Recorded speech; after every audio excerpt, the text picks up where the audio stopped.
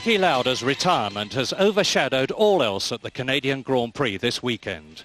Niki's decision ends the career of one of motor racing's greatest champions. Only Stewart, Clark and Fangio have won more Grand Prix than the Austrian. He was world champion first in 1975 for Ferrari. Then the following year was terribly burned in a crash at the Nürburgring. But his iron determination brought him back from the brink of death, only to lose his title to James Hunt by just 1 point. He regained the world title in 1977, but then moved to Brabham. And though his final season has been disappointing to say the least, with retirement following retirement in the unreliable BT48, his career ended with a win. Here at Imola 2 weeks ago, he fights for the lead with Gilles Villeneuve's Ferrari in a non-championship race. Villeneuve hits Lauda and the wing comes off the front of his Ferrari, but Lauda goes on to win. But in practice at Montreal, Lauda realised his heart was no longer in racing and with characteristic decisiveness announced his retirement on the spot. Later we'll hear from James Hunt, another world champion to retire this year, and Niki's great friend and rival. So no Niki Lauda in the lineup for the Canadian Grand Prix in Montreal today. The second year the race has been held on the Notre Dame Island in the middle of the St. Lawrence Seaway. It's a specially constructed street circuit with a lap of some 2.74 miles long, and the race is over 72 laps of that race, 197 miles. In the front row of the grid, Alan Jones, winner of 3 of the last 4 Grand Prix. Alongside him, Gilles Villeneuve in the Ferrari, who won here last year.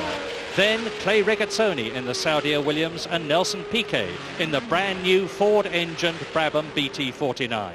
Row 3, Jacques Lafitte in the Ligier, third in the World Championship with Didier Pironi in the Candy Tyrrell. Row 4, the 2 turbocharged 1.5-litre Renaults, Jean-Pierre Jabouille, French Grand Prix winner, and René Arnoux, who has been pole position man twice in recent Grand Prix. Then the 2 world champions, this year's world champion Jody Scheckter in the Ferrari and last year's world champion Mario Andretti in the Lotus 79. Now the end of the warm-up lap. Leading out from the slow hairpin at the end of the lap, the white Saudia Williams of Alan Jones. Alongside him, the scarlet Ferrari of Gilles Villeneuve, the young French-Canadian who won in Canada last year. And on the left, the scarlet car is the new Brabham BT49 of Nelson Piquet in a new white helmet. To the right behind Jones is the white Saudia Williams of Clay Regazzoni, and in the background the scarlet Ferrari of world champion Jody Scheckter. 72 laps, watch for the red, that will be the starter's orders. Then, about 10 seconds or less later, the green for 72 laps of this grueling circuit.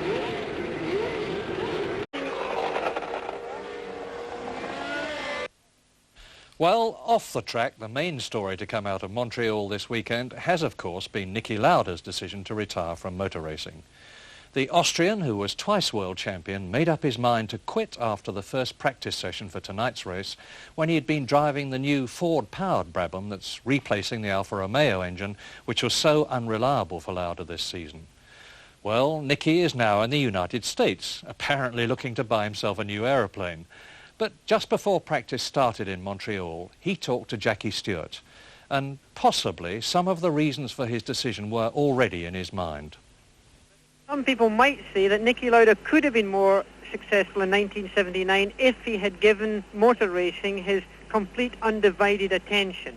Do you feel that has been a loss? Do you think you could have had this team more motivated if you had just stayed single-minded in Grand Prix racing rather than going to your auxiliary operations? It's absolutely right that single-minded in motor racing does do the job for motor racing, if all the surroundings is right. We tried since the last year and a half year before when I joined Brabham to get the tie-up between Brabham and Alfa Romeo in the way it should be, 110%, and then the team will have success. But this, through political fights, didn't happen. So we always had to face the situation basically that Alfa made their own car, working against us in some ways, and supplying the engines. So I think the base at the Brabham Alfa Romeo team until now wasn't there. Even if I would have put in more effort, I don't think it would have changed anything because of the political problem. I think as long as you are in motor racing, it's more boring it is in one way, because you know all the people, everything is the same all the time. And it needs special motivation. You know, like if you start when you're 25 years old or 22 years old, you start motor racing. The motivation is there because you want to get in, you want to know everything, you want to win and all that. So if you know everything, you have won a lot of races. You always need new motivations to bring the push-up you need to be successful. You have to drive racing cars with your heart and your head for it. The main thing is the heart. You have to get into these cars and you have to be excited now to start the practice tomorrow here in Montreal, you know, to really get moving. So if you get in the car all miserable and you say, oh shit, I have to drive again, all that, it won't work. And I sometimes feel a little bit of not all that power, because especially the problems I had. I only finished 2 races this year. So, you know, it's all not funny anymore. So it really does get boring. Well, Niki Lauda isn't the only world champion to have retired from motor racing this year. James Hunt has done the same thing. James, did you find it surprising that Niki's retired?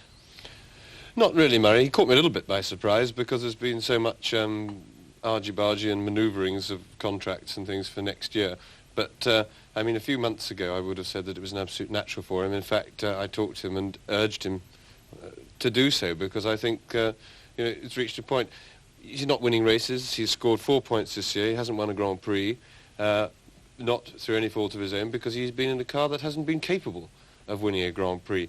Now, when you're young and an up-and-comer, that doesn't matter, because you can still build a reputation in a car that isn't capable of winning Grand Prix, because you can go out and say, if you're a number 2 and you're an up-and-comer, you beat your teammate, and that's impressive, and that, you know, you can establish things. You can go well for 20 laps, and if the thing blows up, that's fine. You've done a good job. When you're at Niki's stage, or at the stage that I was at, you're only in the business to win. There's nothing else. You're not proving anything else. If anything, you're driving a bad car, you're pushing down your reputation. I mean, for example, a good example of that was, you know, I was struggling and destroying my reputation driving a very bad car this year. Conversely, when I retired, I'd already demonstrated to the world at large that the car was bad, assuming the fact that so long as people believed that I was trying. And so Keke Rosberg comes in, gets his chance, and has done an extremely good job in the cars, and it's done his reputation a power of good, although the car still hasn't finished and done him any good. Now, that for me would have been bad. Same for Niki. James, I must say as an enthusiast that it seems inconceivable to me that with all the travel and the excitement and the money, racing at the top level could really be boring. Do you really say it is? Yes, Murray, because with all the excitement and the travel and everything that you rightly say, it's very hard work. And it's fine when you're winning. Niki talked a little bit in his interview about motivation. There's nothing better for getting you right up to the peak of motivation if you're in a car that can win, and there's nothing worse if you're at his or my stage of your career than driving a car that you know can't win. How do you want to get out of bed in the morning? You've got to go and drive a racing car, knowing that you're a winner, capable of winning, in a car that completely destroys that chance and makes it impossible. I mean, you don't want to get out of bed in the morning. And you know, the fun and the excitement are, I mean, it's hard work, and that's it. James, Lauda the man is hardly the most charismatic man in motor racing. He has been called cold and curt and logical. You're a friend of his. How did you find him? Absolutely the reverse. I mean, he's a lovely, warm-hearted guy, but he's not a guy who, and he is very logical, very sharp wit, turn of phrase and everything, but he doesn't put himself across well to people who don't know him, that's all, and therefore he doesn't come across well, you know, to the public at large. But he, in fact, believe it or not, in personality and type, is and always was the closest guy to me in Grand Prix racing. We've been friends for a long time, same understanding, same ideas. Well, next week, James Hunt and I will be at Watkins Glen for the United States Grand Prix, and we'll have highlights of the race for you by satellite here on BBC Two at 5 to 11 next Sunday evening. Tonight, though, we leave you with the philosophy of a champion, and no doubt Niki Lauda will bring it to bear in his retirement, just as he did in his days as a racer. We wish him well. In life you need a certain amount of luck, but now the question is how much luck you need. I think the luck is the minimum part of it. I think it is. I think you can steer a lot your life, you know what I mean? You have the will. I think human beings can do much more for themselves than they think.